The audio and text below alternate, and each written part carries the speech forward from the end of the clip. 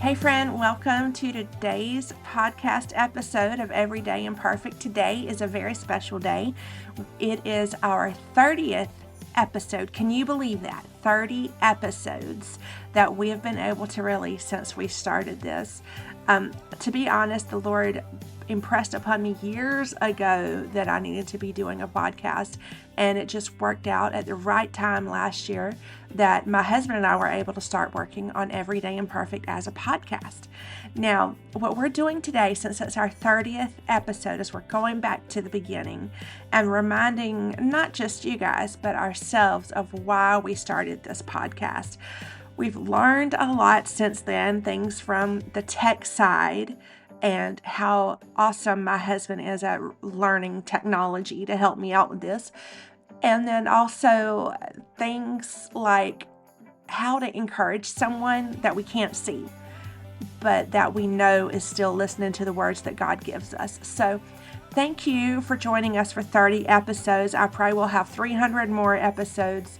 Honestly, this has been a great time for me, not just to be able to minister to someone, but my husband and I were talking the other day, and we both feel like this has helped me and my mental health and my spiritual journey to be able to share what little bit I know with you guys. So without further ado, we're going to take it all the way back to the very first episode when we were still learning how to do things and remind ourselves why we have Everyday Imperfect. Hey y'all, welcome to Everyday Imperfect, where we share ways to blend our faith, as imperfect as it is, into our everyday. We know that there will be times when we have bad days and hard questions, and we want you to know it's okay to have imperfect faith. We have a perfect God. It may sound a little simplistic, but if your faith needs a little boost today or every day, sit back, crank those AirPods up, and borrow a cup of imperfect faith from us today. Let's go. Hey y'all, welcome to the very first episode of the new podcast, Everyday Imperfect. I'm Tabatha Rewis, and I'm going to be the main host that you'll hear on the podcast. With me is my husband, my pastor, teacher, and enabler of all good things, Pastor Jerry Rewis. Hey. Now, this is the first podcast, and I wanted to give you an idea not just of who I am, but why I feel like what I've learned about faith needs to be shared with so many people. If you've been part of my Facebook group, and now that group is also called Everyday Imperfect, you'll know that I've struggled with perfectionism. Thinking I always had to be perfect, everything I did had to be perfect, and no one should ever see anything less than perfect from me. If you've ever heard of the Enneagram, I had strong leanings toward the achiever personality, which is the number 3 Enneagram. I haven't really messed with the Enneagram lately, and this show is not going to be about that, I promise. But I did some refreshing since I was going to mention it in this episode, and I found something interesting. So I'm going to read this and get Jerry's opinion of it. He doesn't know that I planned this part until like maybe 10 seconds ago. So one of the definitions for the Enneagram 3, they always break things down. And one of the little topics I chose to share is talking about the deepest fear. 3's fear being insignificant or a failure.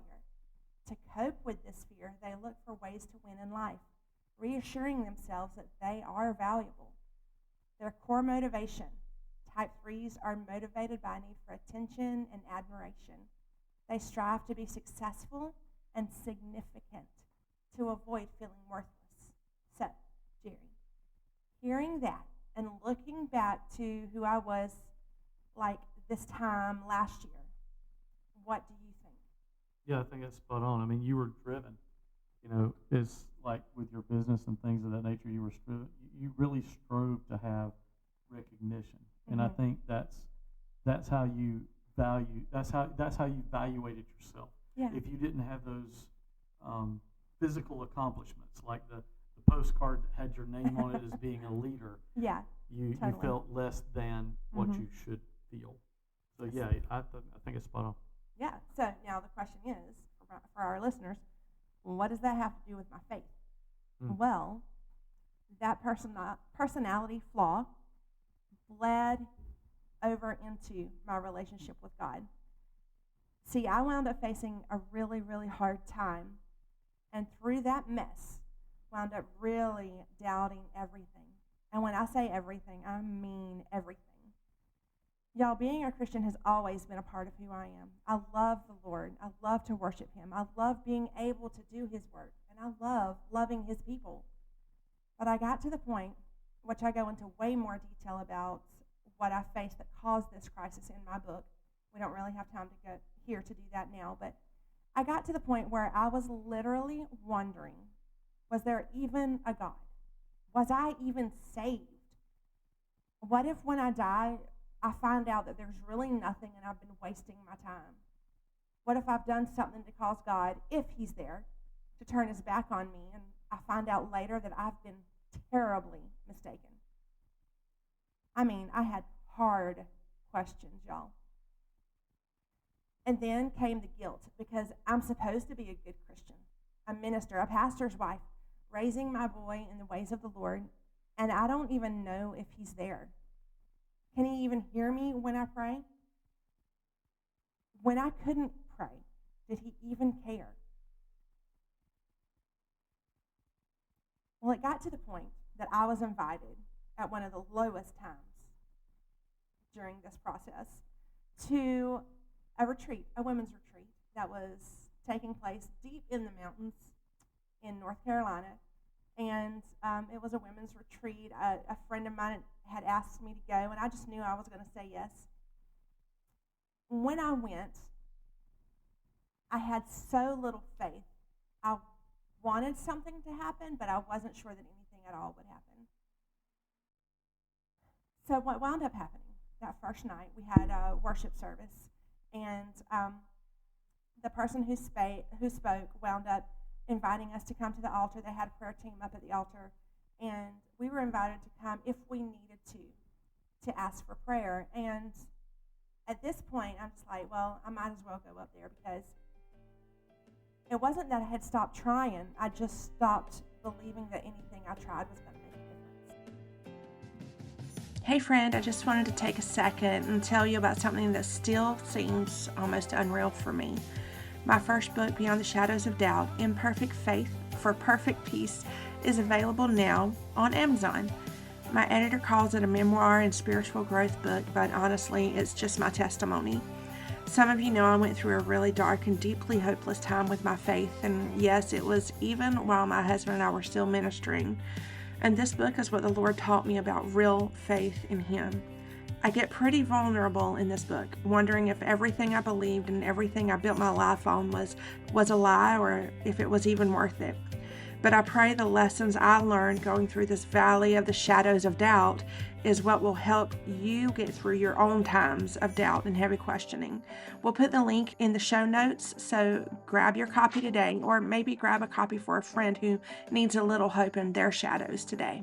So what wound up happening that first night, we had a worship service, and the person who spoke wound up inviting us to come to the altar. They had a prayer team up at the altar, and we were invited to come if we needed to ask for prayer. And at this point, I'm just like, well, I might as well go up there, because it wasn't that I had stopped trying. I just stopped believing that anything I tried was going to make a difference.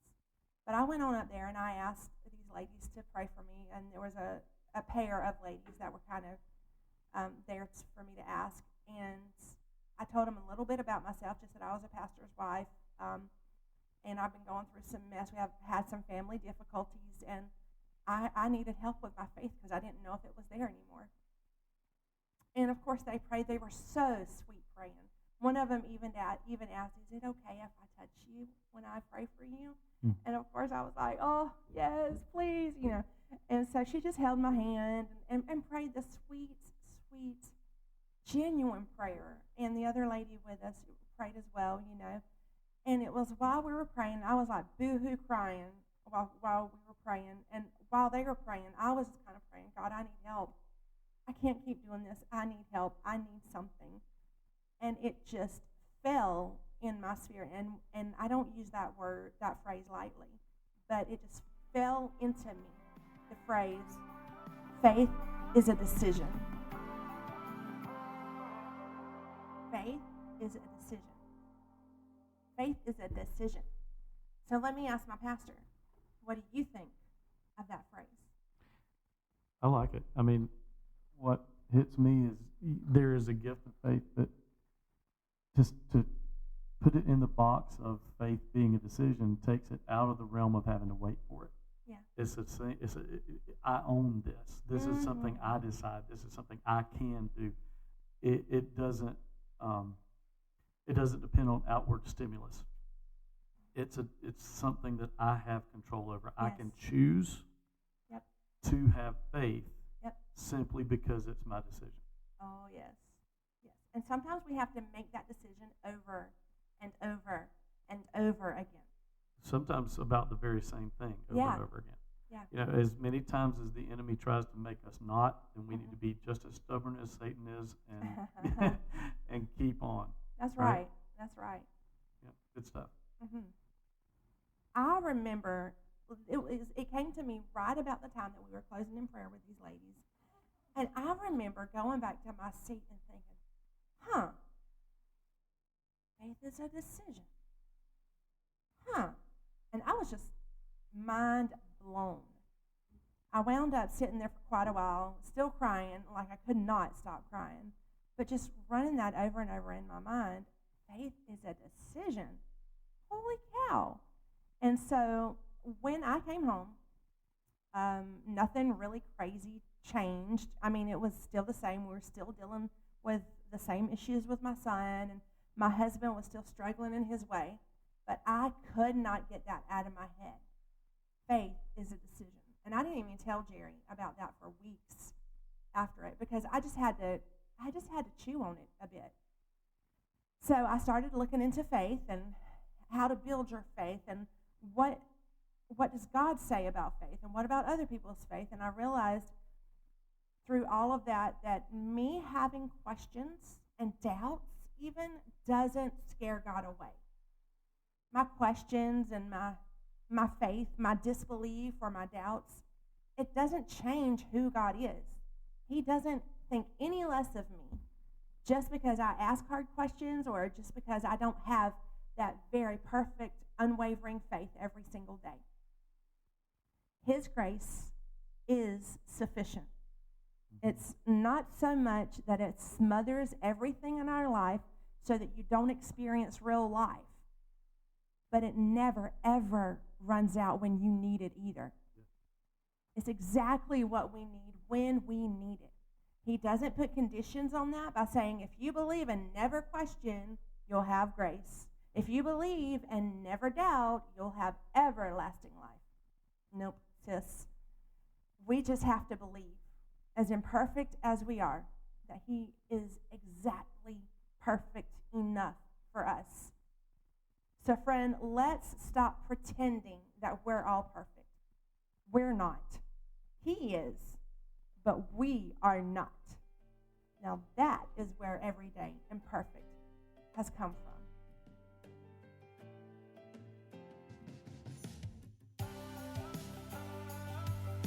Hey guys, thank you so much for joining us for this walk down memory lane.